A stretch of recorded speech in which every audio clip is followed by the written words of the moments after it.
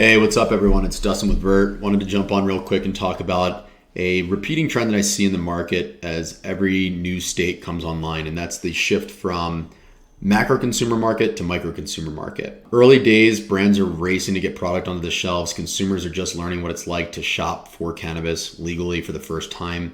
In many cases, the consumer does not have defined preferences and is really just exploring what all this is about. What happens over 12, 18, 24, 36 months is consumers build interests. They build preferences. In many cases, preferences that already exist in other shopping categories that might be natural foods or craft beer, natural cosmetic products. Those traits exist already in many consumers who are out there shopping for cannabis for the first time. They just haven't really presented themselves yet, per se, in that overwhelming experience of going out and learning what it's like to consume via different methods, try different products, and see what the effects are of these differentiated offerings out in the market, be it sublinguals, edibles, beverages, flowers, extracts and concentrates, infused pre-rolls.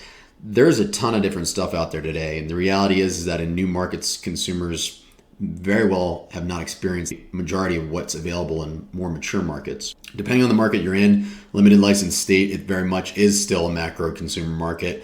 But in free markets, where you see a ton of brands that are able to come to market and get licensing, what we see is really completely differentiated product sets. You still have brands that are in these markets that are focused on a macro consumer, but you also have other brands that are focused really in building a micro niche. A good example of what I see happening in Colorado more recently is the movement towards small batch hash, and lots of little shops opening up that are really focusing on making craft hash, right? There's a consumer for it. They're not out there trying to be the biggest and the best. They're looking to build a business that's sustainable, that they can sustain their price. They have a consumer that's willing to pay the price because of the product that they know they're going to get. So in essence, if you play this back, you have market launches, everybody's racing to get product on the shelf, macro consumer initially. We see a transition towards more of a micro consumer market as preferences and expectations and desires are established. And what we're doing at Vert and how we're supporting that shift to the micro consumer market and micro niche brands is enabling you to rapidly test new products.